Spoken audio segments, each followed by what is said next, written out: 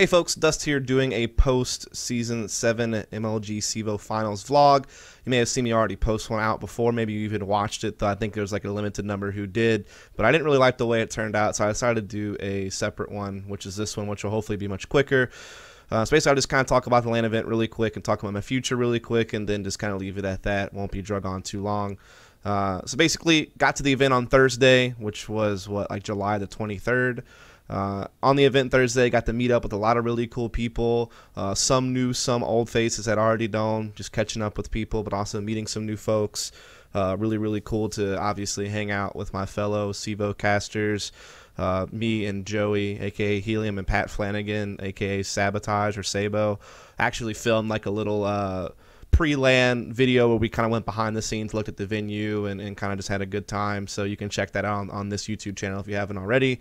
So we did that on Thursday. Also, just like I said, catching up with people, caught up with some of the Cloud9 guys, talked with them, hung out with them a little bit. Got to meet and hang out with some of the MLG staff, you know, like one of the execs, Adam Apicella, and of course Chris Puckett, some of the producers and directors out there like Brian, who did the primary stream, and Devin, she did the secondary stream. Meeting up with those people, mostly just a hangout day and like a prep day. Didn't do any like actual event stuff on Thursday, and they were still kind of setting up the venue, so nothing really big happened. We had a team dinner later at night with all like the CEVO staff and some of the MLG people, and it was just, you know, really cool, really fun environment. Like I said, with these LANs, it's not always just about the competition. That's obviously like the biggest thing for the audience and the crowd out there, and like in the community as a whole. It's like a really big part is the tournament itself and the competition. Great storylines, great matches, all that stuff, obviously. But behind the scenes, I guess, at least for all of us that are working there, and even some of the like live spectators, it's also like a big social experience, kind of like a family reunion. You know, catching up with people, meeting new people, and just having a good time. You know, sharing some stories and some laughs, and like I said, it's just fun to hang out with people you see all the time or work with all the time online, or that you see on stream, or maybe you read their content or view their content, and it's cool to catch up with them. And yeah, so that's pretty much what happened on Thursday. Then Friday, you know, we didn't start until like 5 or 6 in the evening. So during the day, we had like dress rehearsal and prep and, you know, talking about things and planning things. But also, once again, just a period of time where we got to hang out. And, you know, got to meet Thorn for the first time. Really cool dude. He's very similar to what you see on the vlogs and on the analyst desk. He just carries that personality. He's no different on camera than off camera. Very funny guy, very witty, sarcastic, maybe a little over the top sometimes. I mean, he pokes fun at you a bit, and depending on how you handle that, it's just up to you, but he's still like a really cool and nice guy and very genuine. So cool meeting him, especially since like we've talked before online. He's helped me with my work, you know, help share it and things like that, giving me advice at times. You know, his work is work that I kind of look up to, you know, has an influence on me, and I learn a lot from it. So it's really kind of cool to get to meet someone like that. That is like one of the bigger minds in the community. Obviously, you know, catching up with Hiko again, so when I've seen at some other events, getting to talk to him again was really cool. Meeting Sir Scoots was just awesome. I mean, I had interviewed him before on my show, The Hype. I had talked to him online quite a lot. He gives me advice all the time. He's one guy that I really do reach out to a lot as kind of like a mentor to help me, you know, move through the esports space, since he's been around the community for so long and has a lot of experience, and he can kind of share that wisdom with me. And so meeting him in person was just awesome. He's just such a phenomenally nice dude. Just really awesome to hang out with and talk to. And so I got to meet with him, and just hanging out with the CEVO casters, like I said, you know, hanging out with Joey, Helium, and Launders, and Pat, and Misled, and all those guys, and just hanging out with them. And like I said, all the different staff members, you know, that you know, like Pfeiffer and Spangler, and just maybe other people you're not as familiar with that work behind the scenes at CEVO, getting to hang out with them, and played some 10-mans to test the computers, and, you know, just having a good old time. Then Moses even showed up, Jason Moses O'Toole, who you guys know from the work he does with ESL and ESCA. He was there hanging out with us, having a good time as well. So it was just really cool connecting with different community members and having a good time. Then for as far as actual work done on Friday, I got to cast the Virtus Pro versus Tempo Storm game that day. There's only like I guess there was 4 matches that day, 2 at a time. So there's like 2 different time slots. One time slot I was off. The other time slot I was doing that game. Really, really cool to actually see Tempo Storm like challenge Virtus Pro a little bit, like in the first half of that training game. Though the second half was kind of one-sided. And then, you know, taking VP to 13 rounds, 16-13 score on Cash. That was like really, really cool to be able to be a part of that and witness that, since it was like such a crazy like underdog coming in against a top, you know, 5 or 6 team in the world. And this Tempo Storm team's not even really ranked or even on anyone's radar within the NA scene itself. You know, a lot of the other bigger names in NA like Cloud9 or Liquid or CLG or some of these other guys, those are the guys you really look at to do something in NA. So to have these guys who, you know, they were pretty close to qualifying for LAN straight away. You know, they were like, I think, ranked 5th, so they were like right outside the window to get into LAN, but come in as a replacement team. And they didn't do quite well in ESEA, but they made some roster moves. They were like a 2-week-old team coming into the event. And so it was really cool to see how they had put together a pretty skilled roster who were able to frag pretty well. And actually, with that raw skill and fragging power, even though they did lack somewhat in strategy department, though they still did have some cool tactics here and there, it was just really cool to witness that and be able to cast that and work with Pat, who is someone I've worked with a lot online. And so I was really comfortable working with him. And I know people give him a lot of flack, actually. But, I mean, yeah, he's new to CSGO. He's learning, but he's eager to learn. He's really passionate about it. He's trying to do his homework and learn more about the game as he goes. And I'm sure he'll just get better over time as he gets more experience and, you know, explores the CSGO space more and it just is a part of the community for a longer amount of time. But I thought he still did a really good job, and I enjoyed working with him. And, yeah, it was kind of hard to cast. I didn't know much about Tempo Storm because they were such a new team, and I was able to talk about Virtus Pro quite a lot because I knew them very well. And I think it was a good game. And, you know, we had some hiccups on Friday, I guess, at times technical-wise, with a couple of sound issues with PCs and some network issues, but it wasn't that long of a delay. It was maybe like 30 minutes or something like that. So it wasn't too bad. Some small hiccups, but we got through it, and I think overall it was a good first day. Then Friday night, you know, hang out at the bar a little bit, get to hang out with some of these people, chat, but I went to bed pretty early because I was pretty tired. Then Saturday, you know, we start earlier, 10 in the morning. We run till a pretty decent time at night. Saturday, I get to cast Tempo Storm versus Luminosity. It was an elimination match in the Group B. It was kind of 2 really close maps. One of them, I think, even went to overtime. And then the third map was kind of a blowout one for Tempo Storm on Cobble. Got the cast with Pat Flanagan here once again on the secondary stream. Had a lot of fun. Thought the cast went pretty decent. And just, you know, had a good time casting. And then later on Saturday, I got to commentate on the main stage for the first time, which was awesome.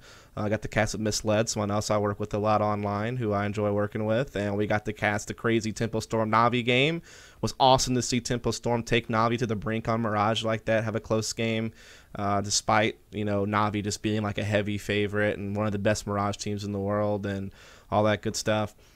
What was definitely really cool to witness that. And then obviously the triple overtime game on Inferno was insane to be able to follow and commentate and work with, and really had a good time with that.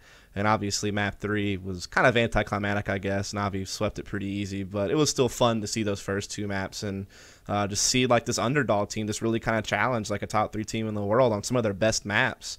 It was really fun to see. And then that was pretty much it for me on Saturday. And then we hung out the bar again, got to have a beer with Sir Scoots, got to talk with, like I said, some of the MLG execs like Puckett and Adam Apicella. Got to hang out with my casters from CEVO and chat with them more. Got to hang out with some players and chat with them. So once again, just really cool social experience as well, to catch up with people, share some laughs, tell some stories, have a good time. And then we roll into Sunday, finals day, with the 2 semifinals and the finals. Now, Sunday, I didn't get to do anything, unfortunately, and I'll be honest, like, I did feel kind of bad about it. Like, it did hurt, because I did want to at least get to do something that day. Maybe not the finals, I kind of knew better than that, but maybe cast a semifinal or do a desk bid or something. I was really hoping to get to do something, but it didn't work out. And, you know, that's fine. You know, I can understand, like, from a marketing or business perspective, maybe there was, you know, better casters to use. But yeah, I mean, it kind of hurt a little bit just because I know I had put a lot into it. I mean, I've been casting 4 to 6 hours a night almost every night for the last 3 months. I had done a shit ton of prep work with watching demos like crazy. You know, I watched so many demos, spent like several hours a day watching demos for the last couple of months from all the different teams and all the maps, and understanding how the players played and tens and trends and tendencies of the teams on maps. And like I said, I probably watch every team at the event play every map at least 3 or 4 times besides Tempo Storm, since they were new, and even Luminasi was quite new, so it was kind of hard to research them as well. But I definitely do my homework, and I do my homework all the time. It's no different year round, but I guess I put some extra emphasis on it going into this event, and so I guess I felt like some of that time was wasted since I didn't get to use any of it. But that's going to happen, right? Like, you can't use every single thing you prep for. You just have to be prepared for anything, and that's what I tried to do. But I guess I didn't get to exercise as much as I had hoped. So yeah, that hurt a little bit, but at the same time, I still had a fun time at the event. I still had, you know, a great experience, and I still got to do some cool stuff, and so it's better than nothing. And like I said, I definitely am thankful I got to do what I got to do, and big shout out to, you know, CEVO and MLG for bringing me out and letting me do what I love to do. Yeah, I'll just kind of leave it at that. So I guess, what does this mean for my future? Basically, for right now, it doesn't really change anything. Like, I'll still be casting the Season 8 Pro League for CEVO and MLG. For, like, that starts in a couple of weeks, and we're still doing placement stuff, so I'll be helping with that soon as well, up until we actually go into the Pro League. And then I'll be commentating that, you know, week in and week out as usual, at least for now. However, I am definitely applying for jobs and stuff like that outside of the esports space. You know, I guess, like, I kind of break it into thirds. So, like, a third of the jobs I've been applying for are still esports related stuff, like journalism stuff or behind the scenes stuff. And so I'm still trying to keep my foot in the door, so to speak, with esports. And we'll see what happens with that. Another third of the jobs I'm applying for are jobs that have nothing to do with esports, but would still probably allow me to do esports stuff on the side. Like, I'd be working during the day doing whatever, and then, like, at night, maybe I'd still get to do some casting and still produce some content here and there when I get free time. So it wouldn't cause me to have to leave the industry, but I would probably have to take a couple of steps back, maybe not do as much as I have been doing, and yeah, but I'd still get to be involved. And then, like, another third of the jobs I'm applying for would probably take up so much of my time and are, like, more related to my degree and are, like, more traditional careers that I probably would have to take some huge steps back from esports. Which I wouldn't want to do. Like, I love esports. This is my passion. This is what I love to do, and I feel like I am a very knowledgeable guy, and I feel like I do know my stuff, and I can do a good job. But at the same time, I have to do what is financially responsible for my future. And so, you know, I got to think about that. And I also have to think that, yeah, I've invested a lot of time in the esports, but those are sunk costs. Those are things I can't get back, and I have to just focus on the future rather than getting bogged down and just, like, being stubborn, so to speak, and just sticking around just purely because I feel like I've invested so much into it already and I can't lose what I've invested. Sometimes you just got to cut your losses and move on. And so I'm not sure what that's going to entail for me or not. I'll just have to find out in time, seeing what job offers I get and where those job offers lead me. I mean, I definitely love casting. I would love to do analyst stuff too, like be on an analyst desk. I even saw a Reddit post during the weekend. It made, like, the second page of the subreddit. It had, like, almost 100 upvotes on it saying we'd love to see Dust on the analyst desk or do more color casting. And I would really love to do analyst desk stuff or be an analyst. I don't have to do live match commentary. I could definitely do a desk or do, like, talk show stuff or whatever, and I'd love to pursue that as well. In fact, I think I'd rather be an analyst on an analyst desk than do live match commentary, because I think that suits my knowledge and my prep more than, you know, casting games. But I would obviously do either one. I enjoy it all. So I definitely appreciate, first of all, those kind words that people shared on the subreddit saying they would like to see me do things like that. It kind of made me feel good, made me feel like people recognized the hard work I had done and the knowledge I had and the drive I had. And so I definitely appreciate those kind words. And unfortunately, it didn't really have any impact on this event, but, you know, maybe it'll help me out in the future. Maybe people will have taken notice, and maybe that will help me. We'll just have to see. I mean, I guess the basic way I can put it is this event, I know in my pre-LAN vlog I said this event, like, meant a lot about what my casting future would be. It would have a huge influence on what I did going forward, and it will. It just won't be like a sudden change. Like, I don't have anything lined up right away career-wise, right? So things won't change at first, but depending on what kind of offers I get and what direction I move in, it could have a profound impact in that regard. I guess this event was kind of neutral for me. It didn't really hurt me. It didn't really close any doors or burn any bridges, but I guess it didn't, like, really necessarily open up any major opportunities like I had hoped, like some other events have done for some other casters. Like I said, it did kind of hurt on Sunday not doing much then. But like I said, I still got to do some stuff, so I have to be kind of proud and happy about that, right? I can't focus on the negative. though I really wish I could have done more. But that's, of course, natural to want to have done more or want to get to do more, especially when you work hard and this is what you love to do, which it is for me. I don't want to get too emotional here or anything like that, because it is a dream of mine, but at the same time, you have to be realistic as well as dream. You have to find a happy balance between the two. And I'll just kind of leave it at that. I didn't want this video to be super negative. I just wanted to kind of talk about the event from my personal perspective, talk about what it means for my future. I didn't do any tournament talk or any actual, review of the games or the teams. I'll probably have separate vlogs for that. Maybe after the NA Cologne qualifiers, I'll talk more about the NA teams, like from a results and performance perspective, rather than just my personal perspective of the event. As well as I heard there's some roster shuffling going on, so I'm sure I'll be around to comment on that stuff. So yeah, once again, all I can really say is thanks for the support, thanks for the kind words throughout the event, thanks for the opportunities I did get to MLG and CEVO. I really appreciate it. Hopefully I'll still get to do more in the future, casting wise. Maybe I would really love to get some more LANs as well on NA soil between future MLG and CEVO stuff, as well as maybe some other stuff on the horizon. I'm not really sure what's out there.